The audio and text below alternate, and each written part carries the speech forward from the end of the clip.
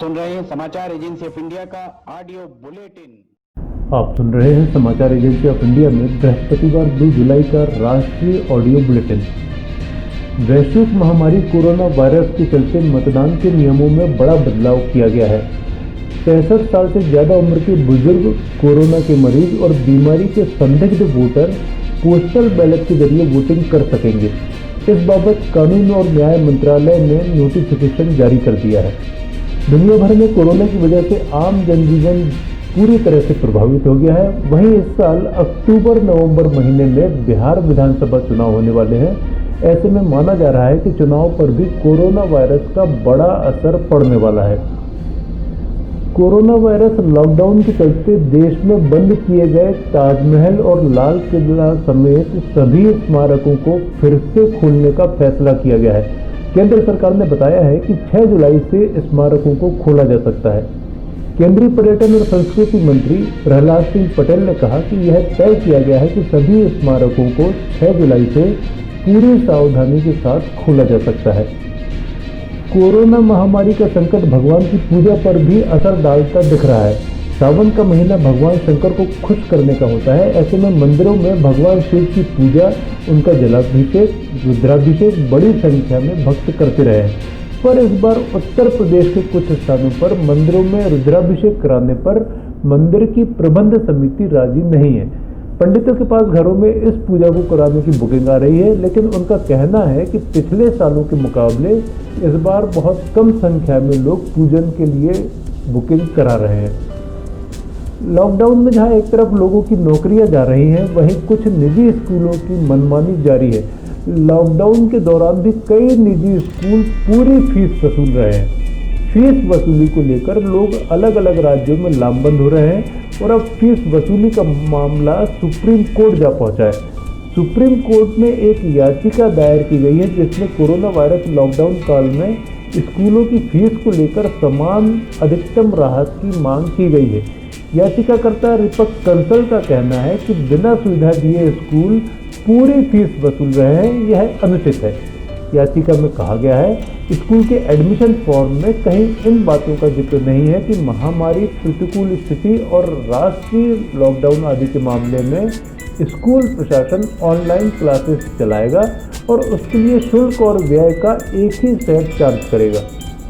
Online classes के कुछ गुण दोष भी है। दलील में कहा गया है कि ऑनलाइन क्लासेस देना और बदले में पूरी फीस लेना मौलिक अधिकारों और कंज्यूमर प्रोटेक्शन एक्ट के कई प्रावधानों के खिलाफ है।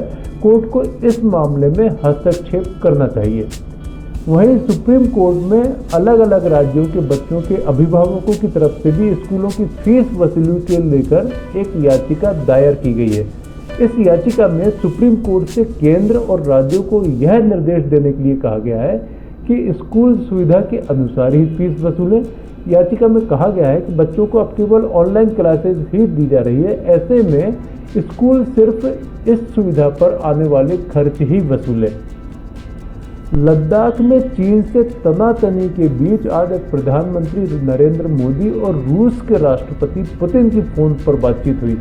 इसके कुछ देर बाद ही दोनों देशों के बीच एक बड़े रक्षा सौदे की जानकारी दी गई है। इसमें रक्षा मंत्रालय ने रूस से 33 फाइटर जेट खरीदने का ऐलान किया है। इसके लिए कुल बजट 18,148 करोड़ रखा गया है। इसमें भारत अपने दोस्त रूस से सुखोई 30 और मिग-29 विमान खरीदेगा। इस सौदे में 12 सुखोई 30 लड़ाकू विमान और 21 मिग-29 भी शामिल हैं। इसके साथ ही पहले से मौजूद 59 मिग-29 को अपग्रेड भी करवाया जाएगा।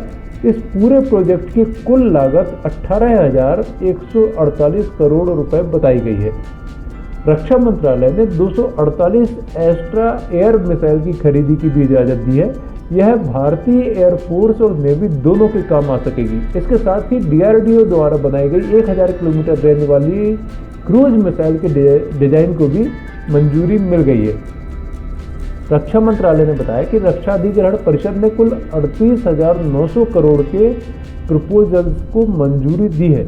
इसमें 31,000 करोड़ भारतीय इंडस्ट्री से होंगे। इन पैसों से पिनाका रॉकेट लॉन्चर का गोला बारूद खरीदा जाएगा। लड़ाकू वाहनों की अपग्रेडिंग आदि भी होगी।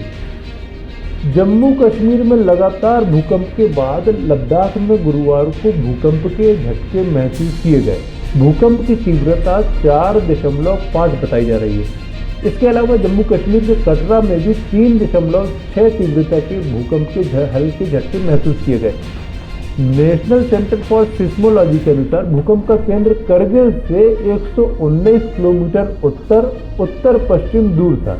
दोपहर 1:11 पर भूकंप के झटके महसूस किए गए। फिलहाल किसी तरह की हताहत की खबर नहीं है। वहीं जम्मू कश्मीर के कटरा से 86 किलोमीटर दूर पूर्व की ओर भूकंप के झटके आए। यहाँ 2:02 पर झटके महसूस किए गए। इससे पहले जम्मू कश्मीर के कटरा में मंगलवार सुबह भूकंप के झटके महसूस किए गए थे।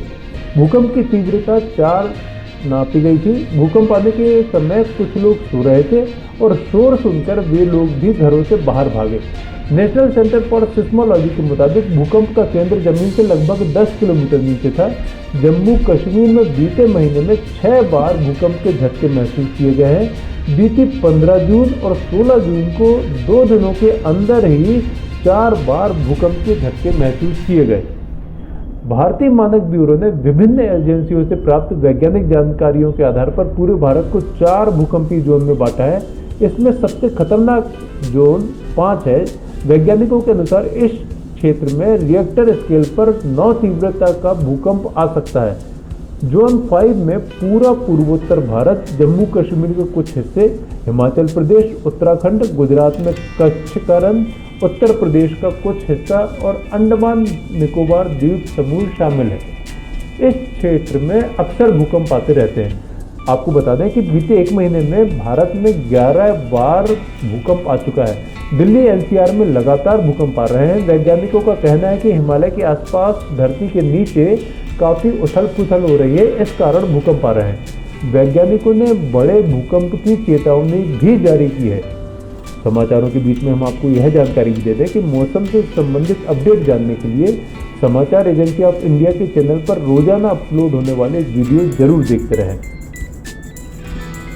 खबर है कि देश के हृदय प्रदेश की पूर्व मुख्यमंत्री उमा भारती शिवराज कैबिनेट के विस्तार से असंतुष्ट हैं। उन्होंने कहा है कि मंत्रिमंडल में जातीय संतुलन का ध्यान नहीं रखा गया है। उमा भारती ने इस बाबत पार्टी नेतृत्व को पत्र भी लिखा है। उमा भारती गुरुवार को बाबरी मस्जिद विध्वंस मामले में लखनऊ के विशेष अदालत में पेश हुई। इससे पहले उन्होंने मीडिया कर्मियों के साथ बातचीत में अपनी नाराजगी का इजहार किया। सूत्रों से मिली जानकारी के मुताबिक सुश्री भारती ने बुधवार को ही पार्टी नेतृत्व को अपनी सैद्धांतिक असहमति से अवगत करा दिया था। उन्होंने जातीय असंतुलन को ठीक करने की गुजारिश भी पार्टी नेतृत्व से की, लेकिन ऐसा लगता है कि उनकी बात को ज्यादा तवज्जो नहीं दी गई है। अयोध्या में बाबरी विध्वंस मामले में बीजेपी की वरिष्ठ नेता उमा भारती लखनऊ में विशेष सीबीआई अदालत में पेश हुई। इस मामले में अदालत में बयान दर्ज कराने वाली वह 19वीं अभियुक्त हैं। विशेष सीबीआई अदालत 6 दिसंबर 1992 को अयोध्या में बाबरी मस्जिद विध्वंस मामले में अभियुक्त 32 लोगों के बयान दर्ज कर रही है। सुप्रीम कोर्ट के निर्देश के अनुसार विशेष अदालत इस मामले की सुनवाई 31 अगस्त तक पूरी करने के लिए रोजाना काम कर रही है। इससे पहले 29 जून को सीबीआई की विशेष अदालत में साध्वी ऋतंभरा गवाही के लिए पेश हुई थी। अयोध्या प्रकरण में साध्वी ऋतंभरा ने अपना बयान दर्ज कराया और साफ कहा कि 6 दिसंबर 1992 को विवादित ढांचा गिराए जाने की वे दोषी नहीं है। बिहार में एक बार फिर कुदरत ने अपना कहर बरपाया है। राज्य में आकाशीय बिजली गिरने से 22 लोगों की मौत हो चुकी है। कुछ दिन पहले ही 100 से ज्यादा लोगों की मौत बिजली गिरने से हुई थी।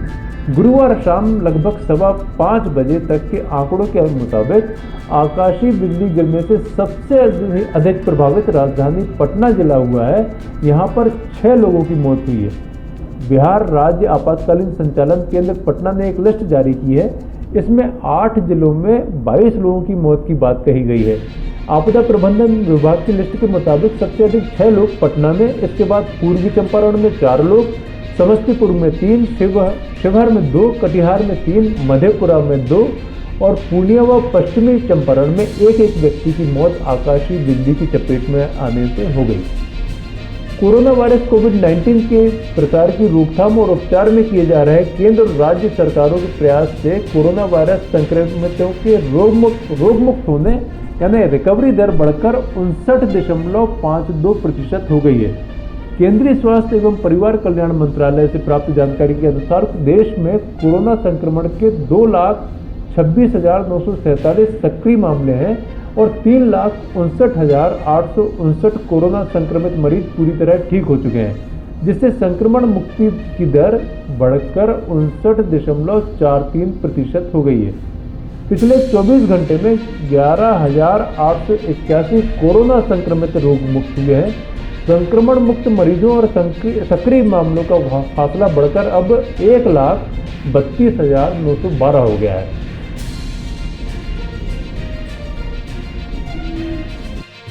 देश में कोरोना से हुई मृत्यु का आंकड़ा 17,865 हो गया है। जिन राज्यों में कोरोना संक्रमित मरीजों की तादाद 5,000 से अधिक है, उनमें महाराष्ट्र में एक्टिव मरीज 79,075 हैं।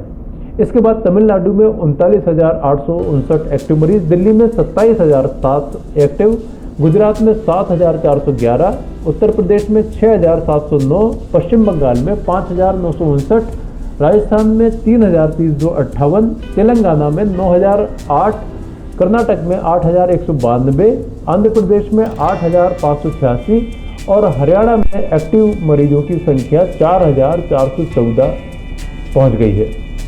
मध्य प्रदेश में 2,625 एक्टिव मरीज हैं, बिहार में 2,320, असम में 3,109, जम्मू कश्मीर में 7,695 मामलों में से 2,734 एक्टिव, उड़ीसा में 2,008 और पंजाब में 1,530 एक्टिव मरीज हैं।